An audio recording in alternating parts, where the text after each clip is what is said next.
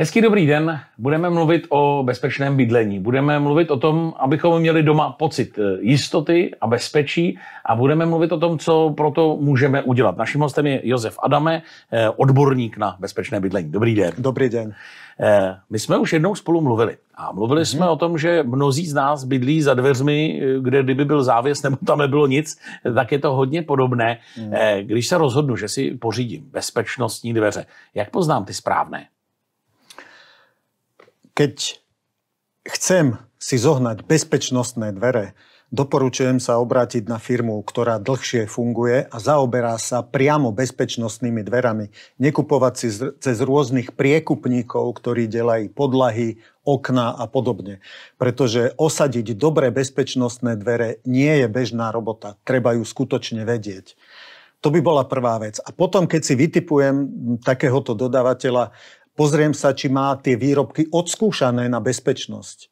Ja nemôžem len tak povedať, toto je bezpečné, toto nie je bezpečné. To musí povedať skúšobňa, certifikovaná skúšobňa, kde ten výrobca dodá tie dvere, skúšobňa ich odskúša a podľa toho, ako sú odolné, koľko dokážu odolávať a akému ťažkému náradiu, podľa toho ich zatriedi do bezpečnostných tried.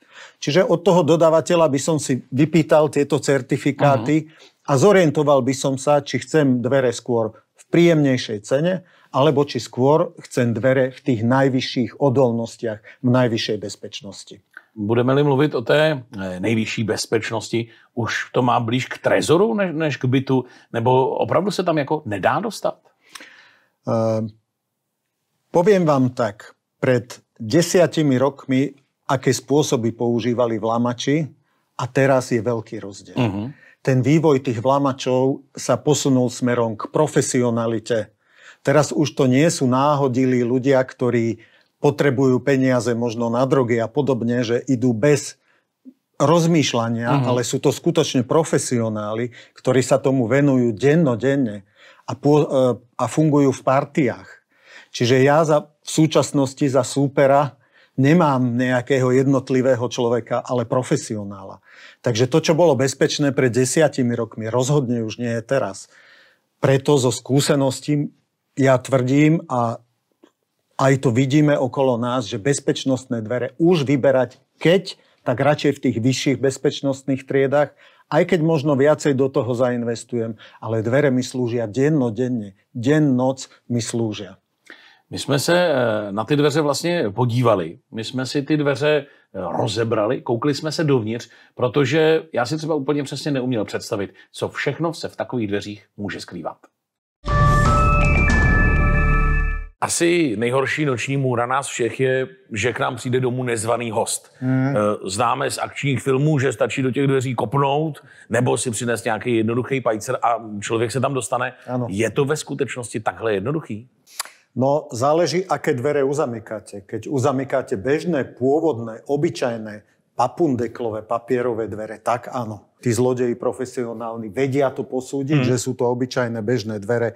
A páčením, čo je veľmi tiché, nevytvára sa veľa hluku a relatívne rýchlo sa dokáže dostať dovnútra, aj keď tie dvere sú riadne dvakrát uzamknuté. Dobře, zloděj přichází, vybaven tedy páčidlem, a já startuju čas, tak teď budu zvědav. Obhlídka, dobře. No. Už pri tomto páčení vidíme, ako to dverné krídlo je mäkké. Keď sa pozrieme bližšie, vidíme, ako sa tie dvere sa prehýbajú. No, tam už se udělala taková mezírka, že vlastně jsem viděl... Sa prehýbajú a tým, že držia iba v tom jednom mieste, v mieste toho hlavného zámku. Po obvode tých dverí je iba tenký drevený rámik.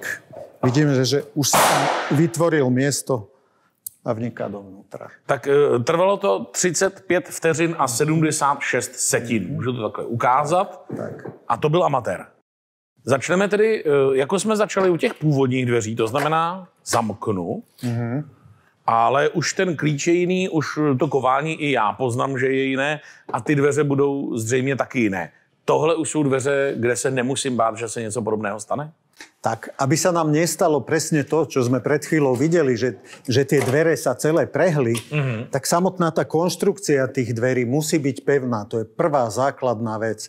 Aby bola pevná konštrukcia dverí, musia tam byť 2 oceľové platne, 2 hrubé plechy, veľa zosilnení vo vnútri, veľa oceľových zosilnení. Hlavne v miestach, kde mi tie dvere uzamykajú. A tie sú zabalené do povrchovej úpravy takej, aká sa nám pozdáva. Čiže môžu vyzerať ako tie pôvodné, bežné, obyčajné papierové dvere. Já vím, že tam vylez vlastně ten jazyček, řekl bych já asi laicky. Tady vylezá těch věcí spousta. To je proto, aby se tam právě tím pajcerem nedalo zabrat na jednom místě? Tak, keď si všimneme z jedného miesta, mimochodom len na jedno otočenie, nie je treba 2-krát, ako sme zvyknutí, mi tie dvere uzamknú hlavne vo všetkých rohoch. Dôležitý je bod do zeme, bod hore. Na tejto strane vidíme v koľkých. Ale aj na pántovej strane musia byť takéto pevné istiace body. Ja to ukážem. Oni sa nemusia vysúvať na tejto strane. Lebo keď si všimneme... Oni sa tam ako vlastne zavřou. Zavrú sa tam a plnia tú istú funkciu, ako keď sa vysúvajú. Čiže vo všetkých rohoch a čím viacej istiacich bodov, tým lepšie. Ve chvíli, kdy se tedy rozhodnu měnit zámek, musím vyměnit celé dveře, ale musím vyměnit zřejmě i to okolo, zárubně. Logicky, aj tú zárubeň musím vymeniť, pretože tá pôvodná zárubeň je z tenkého plechu. Aj v tomto prípade, keď sme páčili, tá zárubeň trošku sa vyhla, ako keď konzervu so sardinkami otvárame, niečo podobné. Čiže tu musí byť pevnejšia. Vo všetkých miestach, kde mi uzamyká ten zámok, je dokonca zosilnená. Potom sa pozrieme na to viackrát, sú tam viacej oceľových plechov, práve aby sa to nevyhlo, aby sa to neroztrhlo. Tady uvnitř těch dveří potom, už jsme mluvili o tom, že tam je nějaký kov, tohle bude nějaká asi protihluková, protipožární a tady je dokonce to vypadá jako střešní taška, kdyby tam byla. To sú práve materiály, ktoré okrem tej bezpečnosti mi majú zabezpečovať.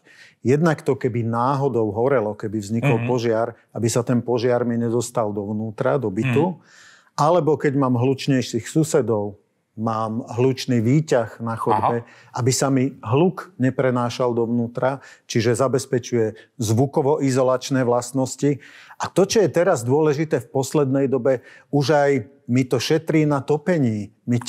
Teplo mi neuniká von na chodbu. Aj keď ten rozdiel teplot v byte a na chodbe nie je veľký, ale cez deň, cez noc sa to napočítava, čiže tieto dvere majú bezpečnosť, protipožiarne vlastnosti, protihlukové a ešte dokonca aj tepelno-izolačné. A to sú tie materiály, ktoré vidíme vo vnútri. Pokud se rozhodnu, že dveře vyměním, pokud mě třeba vyděsilo to, když jsem viděl, jak rychle se zloděj ke mně dostane, čím mám začít? Začať tým, že oslovíte firmu, ktorej dôverujete, ktorej veríte, najlepšie, aby mala kamennú predajňu. Bol by som opatrný pri rôznych letákoch a podobne, mobilných číslach. Technik príde, zameria, posúdi, musí dokázať vyrobiť, alebo firma musí dokázať vyrobať tie dvere na mieru. Pretože niekedy mám 80-ky, 90-ky, výšky v starých bytoch bývajú iné, v nových bytoch bývajú iné. Tie technické detaily, ako je stena, bývajú rôzne, čiže treba to prísť zamerať a tak, aby mi tie dvere boli vyrobené presne na mieru, aby mi tam zasadli tak, že nemám menšie otvory, aby som nemal v budúcnosti problémy, napríklad keď prenášam sedačku, nábytok, že sa nedostanem cez tú zárubeň dovnútra. Už tedy víme, že pořádné, poctivé, bezpečnostní dveře jsou takové, do kterých se opravdu nejde dostat, ale navíc nás chrání třeba i proti požáru nebo třeba proti hluku. Jak já jako laik poznám, jestli ty dveře, které mi někdo nabízí, jsou takové? Hovorili sme o certifikátoch na bezpečnosť. To je jedna vec, ktorú by som vyžadoval od dodávateľa tých dverí. A rovnako sa posudzujú aj ostatné vlastnosti. Čiže napríklad odolnosť voči požiaru musí byť znova odskúšaná v inej skúšobni, kde tie dvere reálne sa namontujú na pec, vo vnútri sa zakúri a meria sa čas, koľko tie dvere vydržia, než ten plameň prejde na druhú stranu. Tam býva taký štandard 15 minút, 30 minút, alebo napríklad aj 45 minút. Čiže znova by som si vypýtal certifikát od daného výrobku, či odoláva napríklad 30 minutám. Já když jdu koupit meloun, tak na něj zaťukám a podle toho, jak zní, tak vím, jestli je dobře zralej nebo ne. Dá se něco takového udělat s dveřmi? Zaťukat, já nevím, potěžkat? Zaťukať sa dá, ale či každý pozná, aký materiál je pod tou povrchovou úpravou, to už som si neistý. Ale to, čo vie každý posúdiť, je napríklad hmotnosť, váha tých dverí. Aj to je jeden z dôvodov, prečo by som išiel do kamennej predajne, aby tie dvere som si chytil do ruky, skúsil ich otvoriť, zavrieť, pretože keď majú svoju váhu, tak je predpoklad, že vo vnútri sú použité také materiály, ako tam majú byť použité. Musí tam byť viac, tá skladba tých materiálov nie je len železo, sú tam rôzne iné materiály, práve aby tie dvere neprehoreli, aby tam boli zvukovo-izolačné materiály, aby boli poriadne zatesnené po celom obvode. Čiže tých materiálov je veľa a tieto materiály niečo vážia a takto má byť. Dobré bezpečnostné dvere by mali mať svoju váhu. Asi nejde jen o dveře, ale jde také o to, jak ty dveře jsou ukotveny, kde drží, v čem drží, jak drží. Takže musím počítat s tím, že budu-li instalovat nové dveře, budu muset předělat i vlastně ten vchod samotný, to znamená zárubně, futra. No vy osobne nie, to by som ani nedoporučoval. Ano, určite ne. Lebo by ste si to prvýkrát skúšal u seba, čo by mohlo dopadnúť dobre, ale nie je tam istota. Rozhodne by som sa obrátil na odborníkov, ale tak ako vravíte, to, aby sa mi niekto nedostal do môjho bytu, nie je len otázka dverí. Musí byť pevné dverné krídlo, musí byť kvalitné trezorové uzamykanie, ktoré mi uzamyká na všetky strany. To uzamykanie mi ide do zárubne. Tá musí byť zosilnená v tých miestach, kde mi tie uzamykacie body sa vysúvajú. Nemôže tam byť jednoduchý, len jeden plech. A aj tá samotná zárubňa musí byť správne oceľovými kotvami ukotvená do steny a až potom vyliata betónom. Čiže keď niekto mi pôjde cez dvere, tá sila sa prenáša z dverí na to uzamykanie na zárubňu až do tej steny. Čiže je to celý súhrn vecí, ktoré práve my ako laici nevieme posúdiť, ale celá tá zostava bola odskúšaná a zatriedená napríklad do 4. bezpečnostnej triedy. Předpokládám, že když někdo staví nový dům, už se s tím počítá a už se ty dveře tam postaví, ale když třeba já bydlím v paneláku, je vůbec možné tam instalovat takovéhle bezpečnostní dveře, protože já nevím, jak se vlastně vybourá ten panel, aby se tam znova dalo něco stavět. V súčasnosti už existujú technológie na výmenu zárubne v akejkoľvek stene.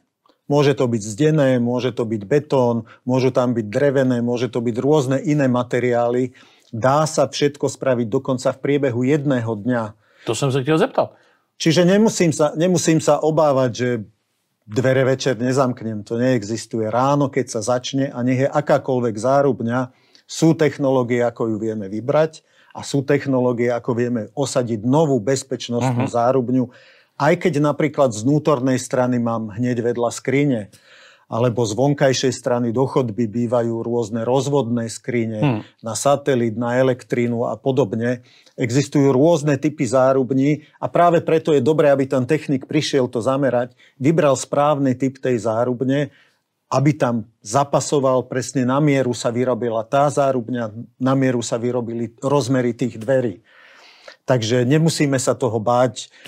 Ráno sa začne a v odpoludnejších hodinách už si vlastne preberáte svoje nové bezpečnostné dvere, už ich uzamykáte, už je pozametané, všetko spravené a plne vám slúžia.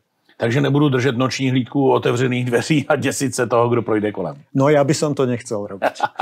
Moc vám děkuju za rady. Věřím, že spoustu lidí uklidnili a možná spoustu lidí inspirovali k tomu, že i u nich bude potřeba o nových dveřích přemýšlet. Děkuju. Ďakujem aj ja. No a s vámi se budu těšit na viděnou třeba u dalších pořadů naší televize. Ať se vám daří.